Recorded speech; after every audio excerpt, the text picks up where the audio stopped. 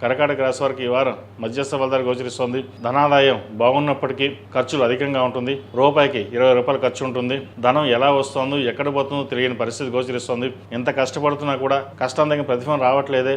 ఇటు వ్యాపారంలోనూ ఉద్యోగంలోనూ మధ్యస్థ ఫలితాలే ఉంటున్నాయి, అంతంత మాత్రంగా ఉంటుంది అనుకుంటారు. కానీ వ్యాపారపరంగా బాగుంది. మీరు ఎంతవరకు చేస్తే అంత వ్యాపారం బాగుంటుంది, కష్టం తగిన ప్రతిఫలం వస్తుంది. కానీ ఖర్చులు మీ చేతిలో ఉండవు. రూపాయికి 20 రూపాయలు ఖర్చు పెడతారు. అది ఎలా ఖర్చు అవుతుందో కూడా తెలియదు. షష్టమాధిపతి భాగ్యాధిపతి అయిన గురువు జన్మరాశిలో బాగున్నప్పటికీ వ్యయాధిపతి అయిన బుధుడు ద్వితీయ స్థానంలో ఉన్నారు. కుటుంబ స్థానంలో రవి కేతులతో కలిసి ఖర్చులు అనుకోని ఖర్చులు ఆవిరైపోతుంటాయి. కాబట్టి ఖర్చు పెట్టే విధానాన్ని, ఆలోచన విధానాన్ని మార్చుకోవడం చెప్పదగిన సూచన. అదేవిధంగా స్థిరాస్తులకు సంబంధించిన వ్యవహారాలు, రియల్ ఎస్టేట్ రంగంలో ఉన్నవారికి, సాఫ్ట్వేర్ రంగంలో ఉన్నవారికి కాలం అనుకూలంగా ఉంటుంది.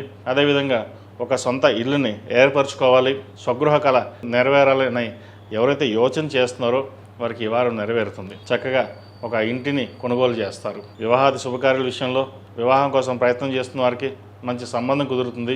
ఎక్కడో సంబంధాలు వెతికే కంటే చుట్టుపక్కల సంబంధాలు వెతకండి. తెలిసిన కుటుంబంలోంచి మంచి సంబంధం వచ్చే అవకాశం గ్రహతులు గోచరిస్తున్నాయి. ఈ రాశిలో జన్మించిన స్త్రీలకు చాలా వరకు అనుకూలంగా ఉంది. చెప్పుకోదగ్గ స్థాయిలో ఇబ్బందులు ఏముండవు. అయితే ఖర్చుల విషయంలోనే కాస్త జాగ్రత్త పడడం చెప్పదగినది. మానసికంగా దృఢంగా నిలబడగలుగుతారు. ఎన్ని కష్టాలు వచ్చినా మనం ఎదిరించగలం, మనం ప్రయత్నం చేయగలం అనే ఆలోచనతోటి ముందుకు వెళ్తారు. భవిష్యత్తు బాగుంటుంది. ఈ రాశిలో జన్మించిన విద్యార్థులకు ఈ వారం అనుకూలంగా ఉంది. ముఖ్యంగా వైద్యోత్తులను వారికి, విదేశీ యానం చేసేయాలనుకున్న వారికి మంచి అవకాశాలు కలిసి వస్తుంది. వచ్చిన అవకాశాన్ని సద్వినియోగపరచుకోండి. అయితే కోపతాపాలకు దూరంగా ఉండడం, ప్రతి విషయాన్ని ఫ్రెండ్స్తో షేర్ చేసుకోవడం, గోప్యత లేకపోవడం వల్ల నష్టపోయే అవకాశం ఉంది.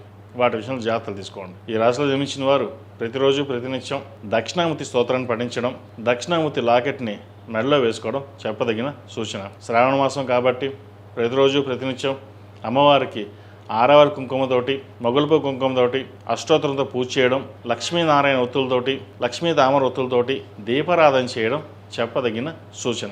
ఈ రాశిలో జన్మించిన వారికి కలిసి వచ్చే సంఖ్య 7, కలిసి వచ్చే రంగు గ్రే.